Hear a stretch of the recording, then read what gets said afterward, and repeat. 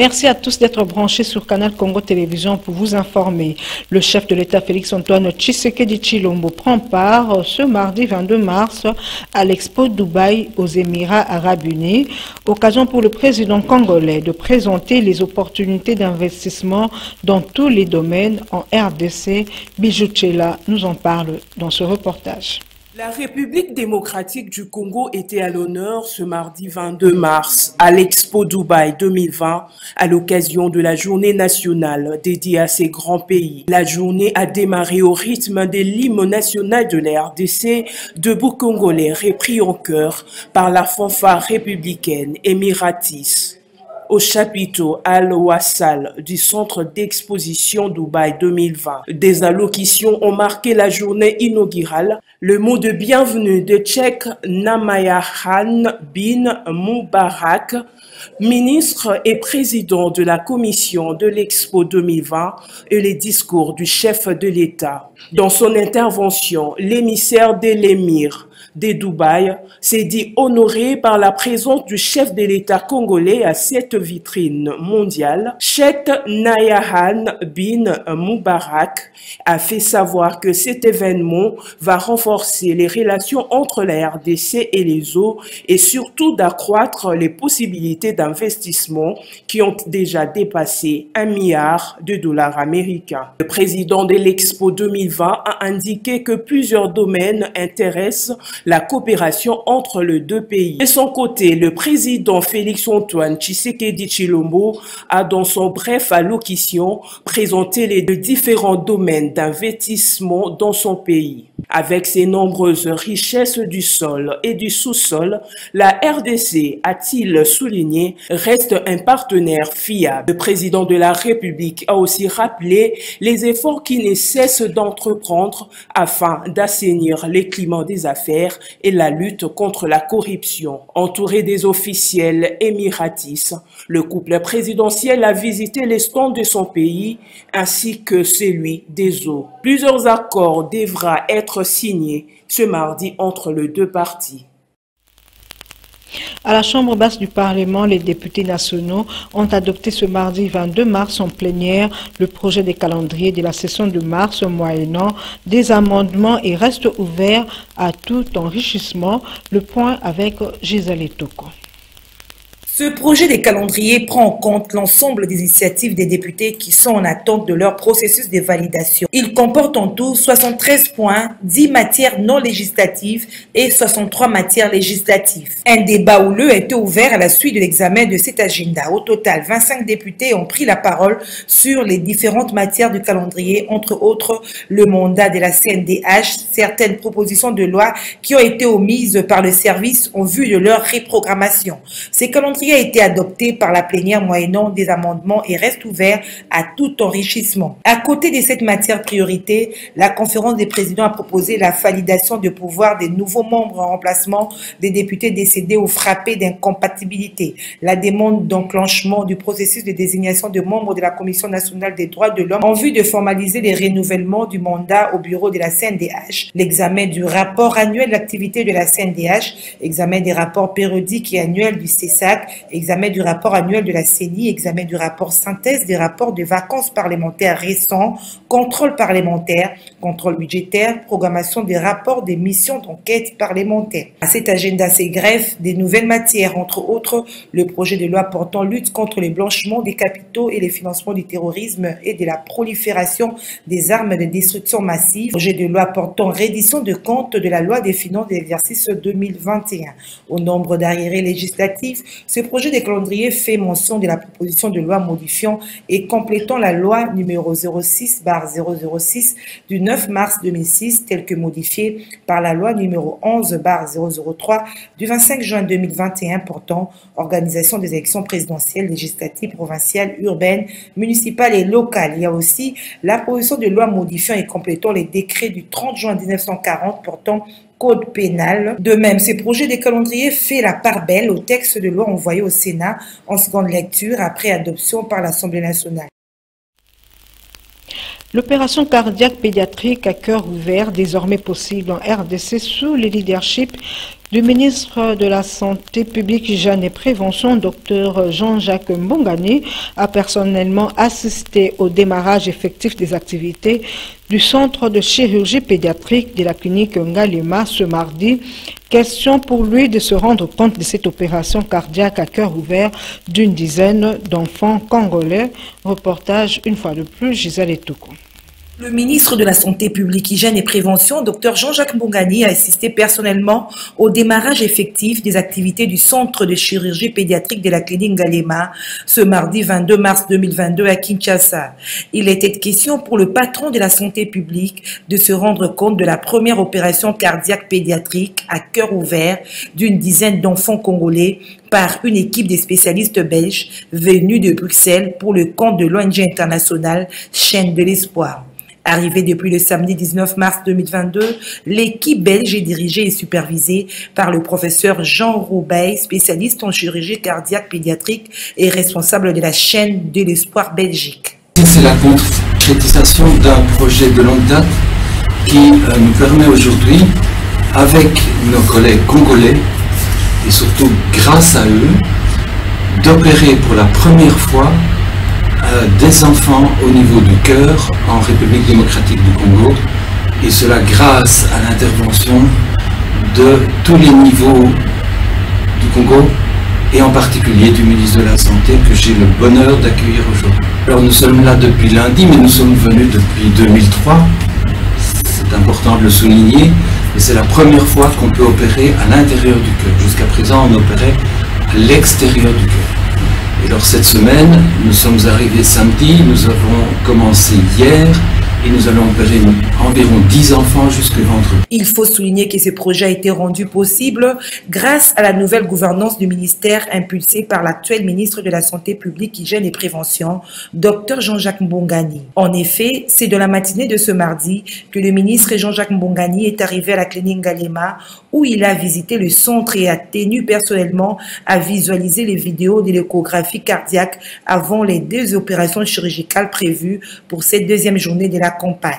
Il faut préciser que pour cette première phase de l'opération à cœur ouvert, 10 enfants congolais vont subir cette preuve médicale, dont 8 vont se faire à la clinique Ngalema à Kinshasa et 2 autres en Belgique. Il était vraiment important qu'au niveau du gouvernement, que ma qualité de ministre de la Santé publique, Hygiène et Prévention, que je vienne voir de visu, c'est que la Chaîne de l'Espoir, à travers toute l'équipe venue de la Belgique, est en train d'effectuer en compagnie des médecins, chirurgiens et le staff médical congolais ici à la clinique Ngalema. C'est important parce que c'est la première fois qu'en RDC, les enfants sont opérés du cœur, comme cela vient d'être expliqué par le professeur Jean Roubaix.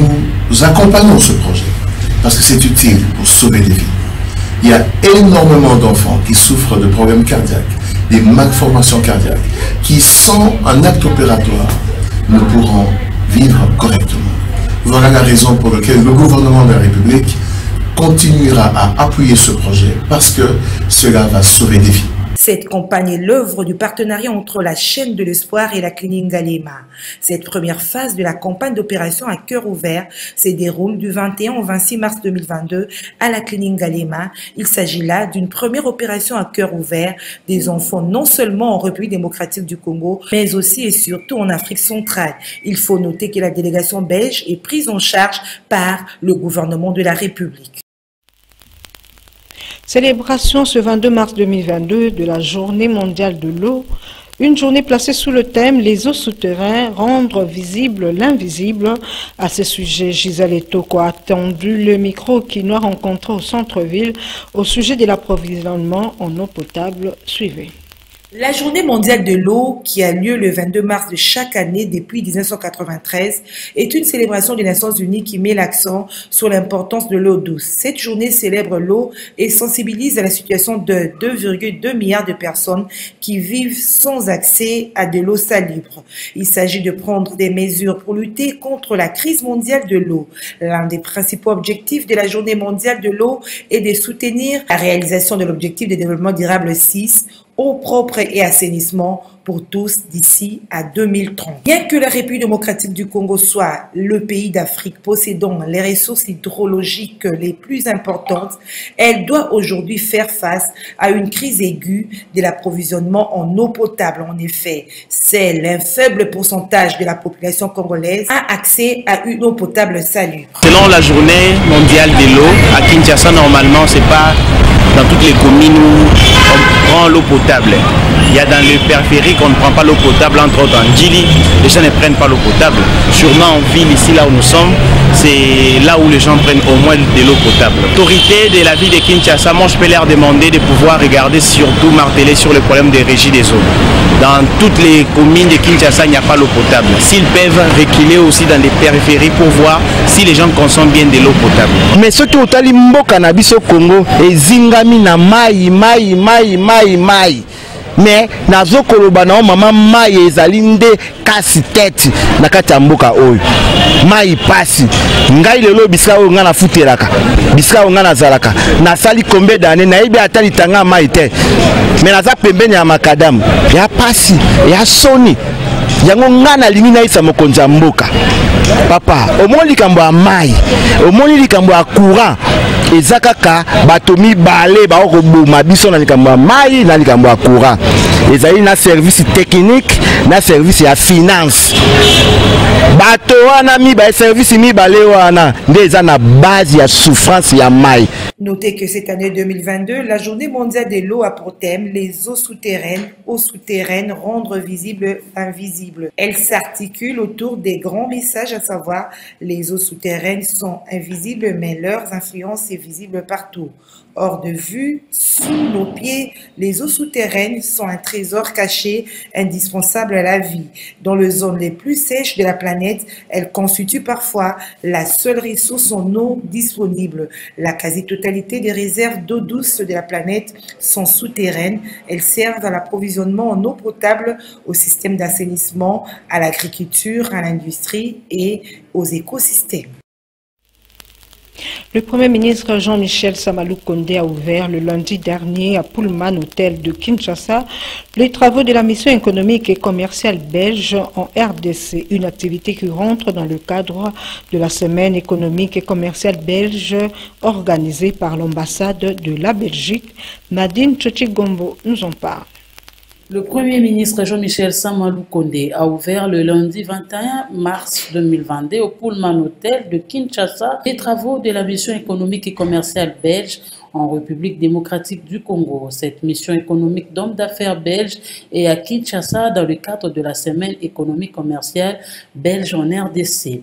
Dans son allocution, le chef du gouvernement Jean-Michel Sama Lukonde a souligné l'importance de cette mission qui va susciter auprès de l'État congolais et des entrepreneurs privés des opportunités d'affaires devant renforcer d'une part le partenariat public-privé et d'autre part soutenir la volonté de coopérer en vue d'améliorer le climat des affaires en République démocratique du Congo. Pour exposer ce que son pays peut apporter dans ce partenariat économique, le chef du gouvernement, dans son mot de circonstance, a vanté les potentiels de la RDC, sa superficie, ses ressources minières, son massif forestier, sa biodiversité, son potentiel photovoltaïque.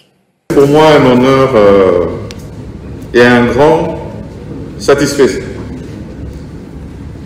d'être convié à la semaine économique et commerciale belge en République démocratique du Congo. La croissance démographique est estimée à 3,2% l'an, ce qui lui confère, tout compte fait, avec ses 9 frontières, un vaste marché potentiel de plus de 250 millions d'habitants.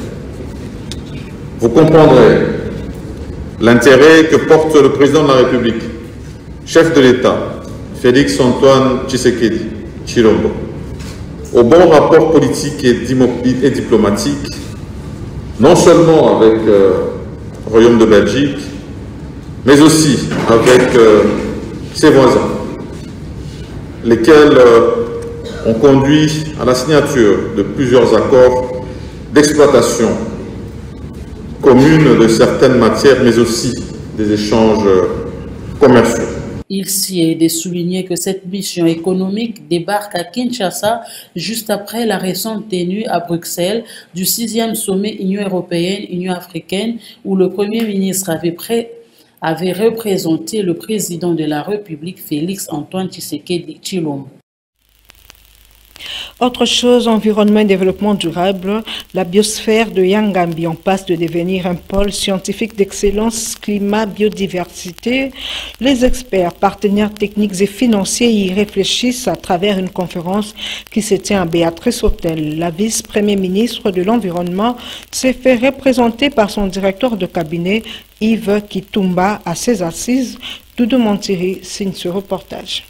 C'est un plaidoyer mené par la vice-première ministre, ministre de l'Environnement et Développement durable et qui est en train de se formaliser à travers cette réunion hybride d'information et de concertation tenue le lundi 21 mars 2022 à Béatrice Hôtel de Kinshasa. La biosphère de Yangambi dans la province de la Chopo sera bientôt un pôle de référence scientifique sur les questions du climat et de la biodiversité. Pendant 2 jours, soit du 21 au 22 mars, les experts, les partenaires techniques et financiers réfléchissent et et partage les avis et propositions pour la transformation de cette biosphère à un pôle scientifique d'excellence sur le climat et la biodiversité. Il s'agira de mettre en place le plan de son opérationnalisation, finaliser la cartographie et définir le rôle de chaque institution et organisation d'appui présente et active à Yangambi en vue de déterminer la mise en œuvre du projet. Pour raison d'État, la vice-première ministre, ministre de l'Environnement et Développement durable, Eve Bazaïba, s'est fait représenter par son directeur de cabinet, Yves Kitumba. En l'allocution des circonstances, a exprimé au nom de la présidente du comité national Men and Biosphère en RDC la reconnaissance pour l'aboutissement du plaidoyer en faveur de ce projet. La RDC ne saura être le pays solution au dérèglement climatique sans un rayonnement conséquent de la réserve de biosphère de Yangambi. Et c'est la plus-value significative de cette importante initiative, relève le directeur de cabinet. Mieux préserver la biosphère de Yangambi peut constituer un pôle scientifique de référence sur les questions de séquestration de carbone et des structures des forêts de la RDC, tout en favorisant le développement de la recherche en matière de biodiversité et de changement climatique. La RDC et le reste du monde ont besoin de ces données afin de mieux informer les activités de lutte contre le changement climatique dans le bassin du Congo, fait remarquer Yves Kitumba. Pour l'UNESCO, ce projet contribuera à renforcer le rôle de la réserve de biosphère de Yangambi, en même temps renforcera la fonction intégrée de conservation et de développement en établissant une structure de gouvernance multipartite pour la gestion de cette réserve et permettre à ces populations de vivre de manière durable, estime le docteur Jean-Pierre Iboudo, représentant pays de l'UNESCO. Il faut noter que ce projet bénéficiera du financement du Royaume de Belgique à hauteur de 2 millions de dollars américains avec des partenaires techniques dont l'UNESCO. Et puis l'Union des Républicains, UR, ne jure que sur la tenue d'un dialogue politique global et inclusif, dialogue politique issu de l'accord cadre d'Addis Abeba, signé le 24 février 2013 pour résoudre la crise politique et sécuritaire qui règne en République démocratique du Congo. Suivez son président Norbert Luyeye au micro de Yves Lechongue. Pour l'Union des Républicains, à travers son président Norbert Luyeye, la situation du pays devient de plus en plus grave et, dans le souci de résoudre la crise politique et sécuritaire qui y règne, il faudrait la tenue d'un dialogue politique global et inclusif, dialogue issu de l'accord cadre d'Addis Abeba signé le 24 février 2013. L'accord cadre est un traité ou accord international. Il est supérieur à notre constitution, raison pour laquelle l'Union des Républicains et alliés ont fait de cet accord leur cheval de bataille. Sans la mise en œuvre de l'accord cadre, les institutions en place restent toujours illégales et font face à cet accord. Bati Lukwebo comme président du Sénat et tant d'autres dirigeants au sein des institutions, étant le fruit de la violation de la Constitution, sont tous frappés par cet accord cadre d'Addis Abeba. Aujourd'hui, la situation de notre pays devient de plus en plus grave. Au lieu de céder La République démocratique du Congo a une voie inconnue, voire la plonger de nouveau dans une situation incertaine.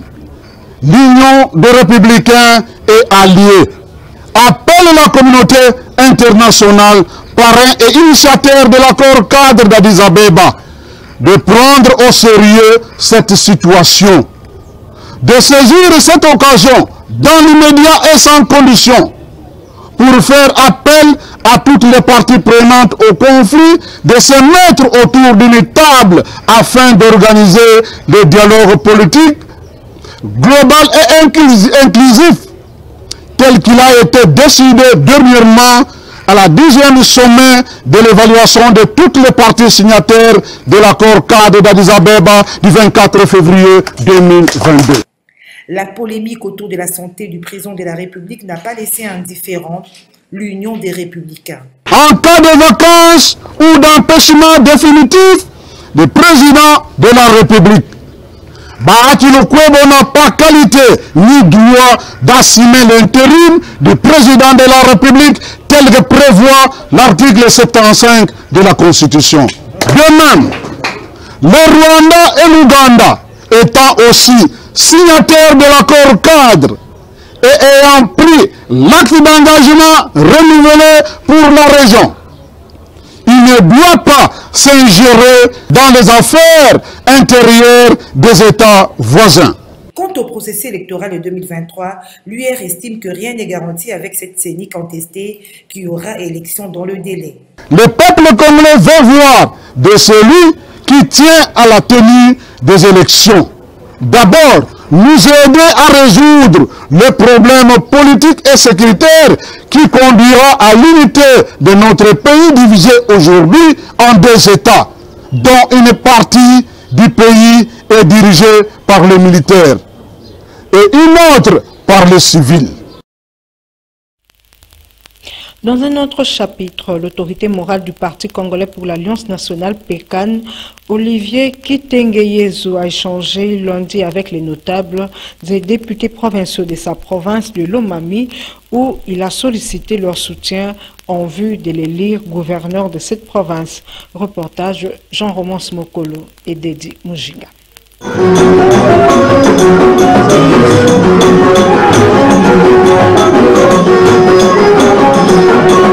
Les notables et les députés provinciaux de la province de Lomami ont rencontré le lundi 21 mars 2022 les membres de la famille Kitengeyezu, représentés par Olivier Kitengeyezu, autorité morale du Parti congolais pour l'Alliance nationale PECAN, qui s'est fait accompagner d'Edi Wane, président national de ce parti politique membre de l'Union sacrée de la nation. Les discussions avec Olivier Kitengeyezu ont tourné autour de sa candidature au gouvernorat de Lomami. Je suis trop fier, comme l'autorité morale m'a autorisé pour parler.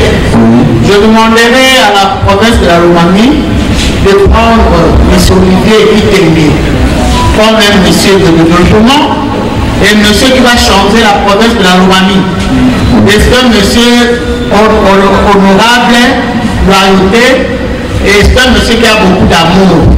Il va arranger notre province là avec beaucoup de sévérité, avec beaucoup de vigilance et avec beaucoup d'honneur. Celui-ci a sollicité le soutien des ressortissants de cette province afin de l'élire comme gouverneur en vue d'apporter un changement positif dans cette province, d'autant plus que son défunt père a consacré tous ses efforts pour l'épanouissement de la province de Lomami.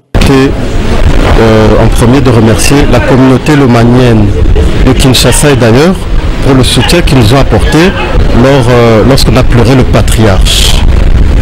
Donc voilà pourquoi j'avais organisé cette réception, pour remercier toute la communauté lomanienne. Dans un deuxième temps aussi, j'avais déjà, à plusieurs reprises, j'avais exprimé mon souci pour la province, voir comment cette province est en retard, voir comment cette province est en retard de son développement, comment les routes ne sont pas en bon état, comment il manque des centres de santé dans les villages. Voilà pourquoi, après avoir fait plusieurs plusieurs déplacements à l'intérieur de la province. Ayant constaté l'état des lieux, j'ai décidé de me présenter comme candidat gouverneur de la province de Lomami pour le compte de l'Union sacrée. Cette activité a été agrémentée au rythme du groupe folklorique Songé. Le candidat gouverneur de Lomami, Olivier Kitengeyezu, en a profité pour exhiber quelques pas de danse. À la Commission électorale nationale indépendante, le deuxième vice-président Didi Manara a, au nom du président Denis Kadima, lancé les travaux préparatoires du cadre de concertation entre la CENI et les personnes vivant avec handicap issues de la composante genre et diversité. C'était au siège de la centrale électorale et en présence des membres du bureau et de la plénière. Autre détail avec Nadine Tchochigumbo. Le deuxième vice-président de la Commission électorale nationale indépendante, Didi Manara Linga, a au nom du président Denis Kadima Kazadi lancé les travaux préparatoires du cadre des concertations entre la CENI et les personnes vivant avec handicap issues de la composante genre et diversité.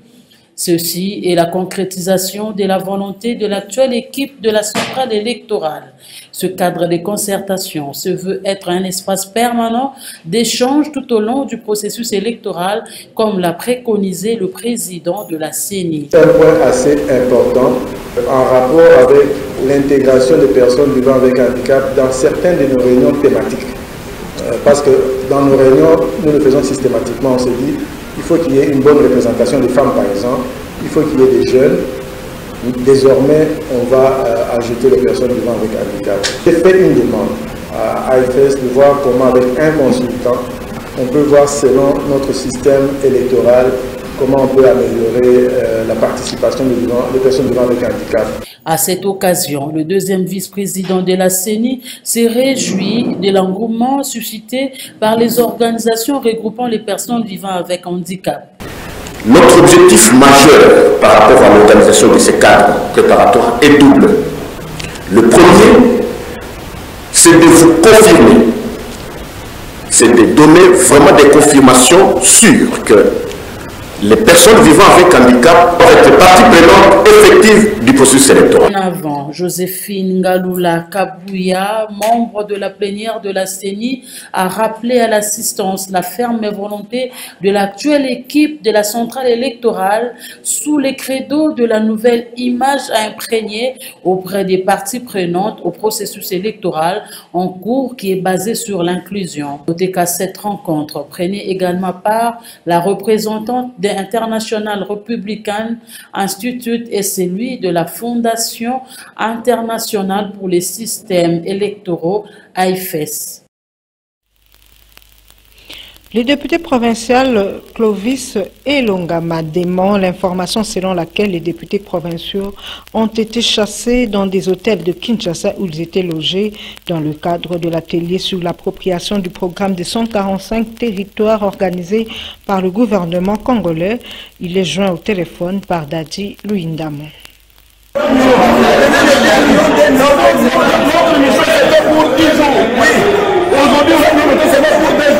La nouvelle a circulé dans la capitale.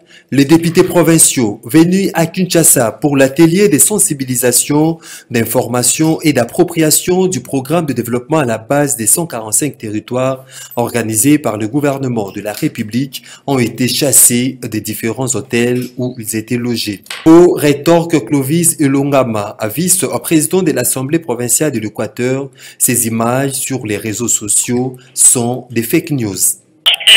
Dans l'hôtel où je suis logé, je n'ai jamais subi une telle impression, je n'ai jamais eu cette information. J'ai appris comme tout le monde à travers les réseaux sociaux et parfois à la télé. Mais au fait, il y a certains hôtels qui ont tenté de faire ça. Mais l'organisation a envoyé le message à tous les responsables des hôtels que ce ne sont pas eux les responsables ou ces derniers qui ont logé les députés. C'est l'État qui a logé les députés et c'est l'État qui va venir pour déloger les députés à travers le remplissage des formalités. Parce que l'organisation est là et cette commission qui est chargée de la logistique, qui a pour mission d'autres de loger et sont pas encore chassés dans les hôtels. Hein, les députés ne sont pas encore chassés. J'ai dit que c'est une fausse alerte. Et comme c'est une fausse alerte, l'organisation s'est saisie de la question, donc la commission qui est chargée de la logistique s'est chargée de la question et on a trouvé déjà solution à ces problèmes. Pour preuve, moi-même, là où je suis logé, dans l'hôtel où je suis, je n'ai jamais subi une telle pression. Le professeur Mouteba Chilenge, coordonnateur de l'Observatoire de dépenses publiques au DEP, invite la Cour de compte d'auditer le ministère de l'EPST afin de les départager avec les inspecteurs de l'IGF qui l'accusent de détournement de fonds destinés au tournoi scolaire panafricain. Le professeur Mouteba est joint au téléphone une fois de plus par Dadi Louindamo. Le bras de fer opposant Gilles Alenguete, inspecteur principal, chef de service de l'inspection générale de finances au ministère de l'EPST au sujet des fonds destinés à l'organisation de tournois interscolaires panafricains, ne laisse indifférente l'Observatoire de dépenses publiques. Son coordonnateur Mouteba Chilenge sollicite un audit concerté entre l'IGF et la Cour des comptes afin d'établir la vérité. Je ne pense pas qu'une institution publique comme l'IGF peut à la légère poser un tel problème. S'il pose ça, c'est qu'il y a effectivement quelque chose qui ne va pas. Maintenant, tout ce que nous on demande, c'est qu'ils fassent, ils approfondissent leurs enquêtes. S'il y a lieu, la Cour des comptes peut venir aussi s'interposer parce que c'est l'institution supérieure de contrôle. Pourquoi ne pas lui demander justement de venir éclairer cette situation-là, hein? Pourquoi ne pas demander à la Cour des comptes de venir le faire? Mais je pense que d'abord, ce que dit l'inspection générale des finances, il faut prendre ça au sérieux.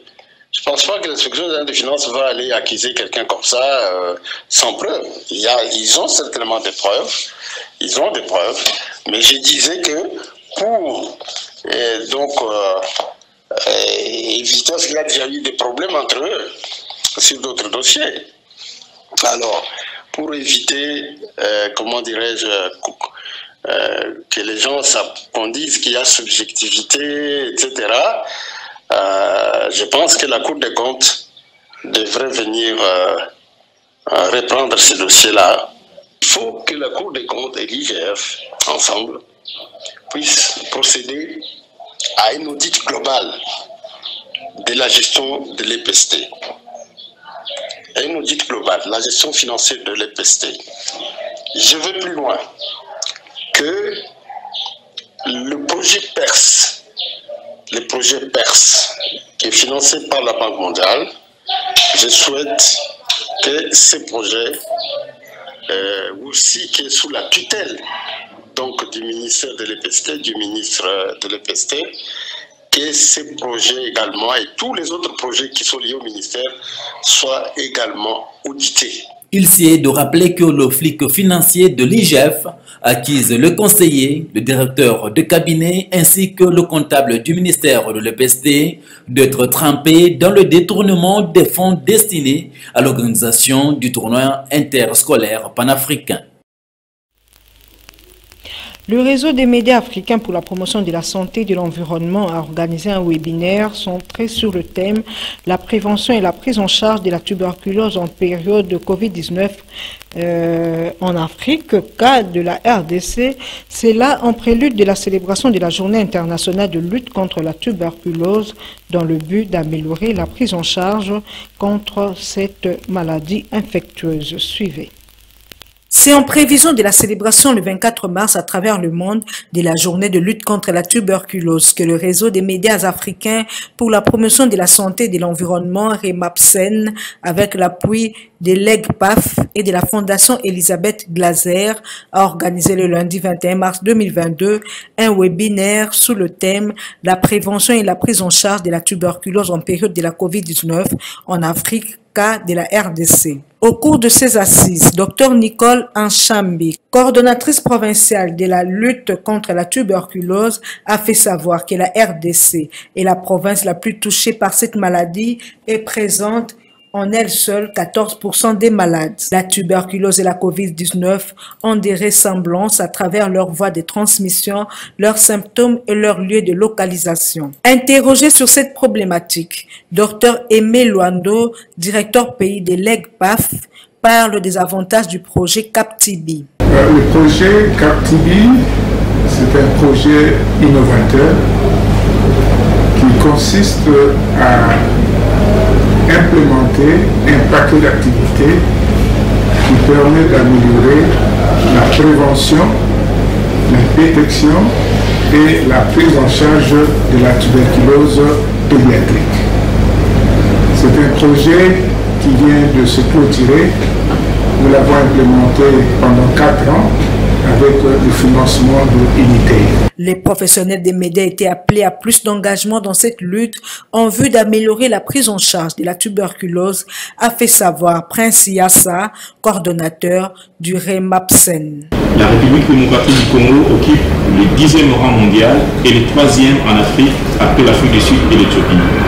En même temps, la RDC est un des 22 pays qui supportent 80% de la charge mondiale de la tuberculose, avec une incidence estimée à 327 cas pour 100 000 habitants. Selon les dernières statistiques mises à jour, la prévalence des résistances parmi les cas déjà traités se situe autour de 13%, alors que pour le nouveau patient, elle est à 3,5%. Sachez que le sous-dépistage et la notification insuffisante des cas de tuberculose restent le plus grand défi que le programme de lutte contre cette maladie doit relever. Une page rose dans ce journal, le couple René et Clarisse Kalala se sont unis à travers le mariage religieux célébré à l'église Hosanna, située dans la commune de Lingwala. Le dimanche 20 mars, et la soirée dansante s'est déroulée dans la salle de fête le Baoba de Kasavubu. La joie était au rendez-vous, tant du côté des membres de famille que des invités. Reportage Lola Kinyama.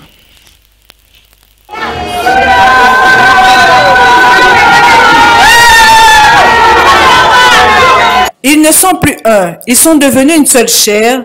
Ils, c'est René Kalala et Clarisse Kayowa qui ont rompu avec le célibat le dimanche 20 mars 2022 à l'église Hosanna Ministry, située dans la commune de Lingwala. C'était à la grande satisfaction des invités.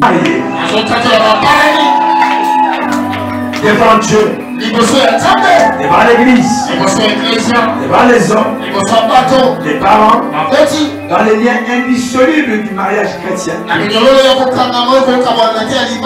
Le frère Kalala René et la sœur Kayowa Kalala Clarisse. À partir d'aujourd'hui, vous êtes époux et épouse. Mari et femme.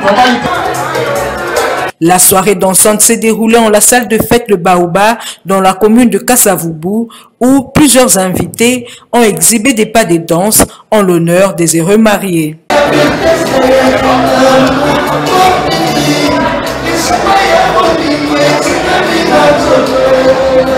Mais bien avant, le couple Kalala était devant l'officier de l'état civil le vendredi 18 mars dans la maison communale de Limete où ce jeune couple a opté pour la communauté des biens.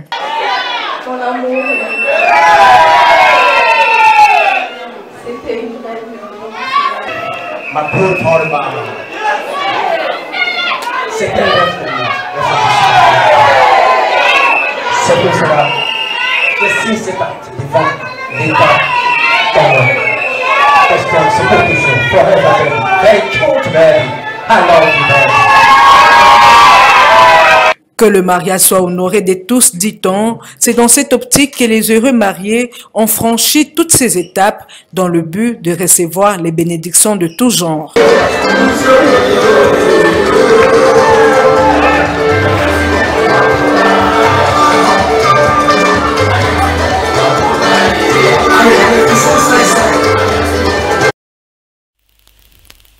Ainsi prend fin cette édition du journal sur Canal Congo Télévision. Merci de l'avoir suivi.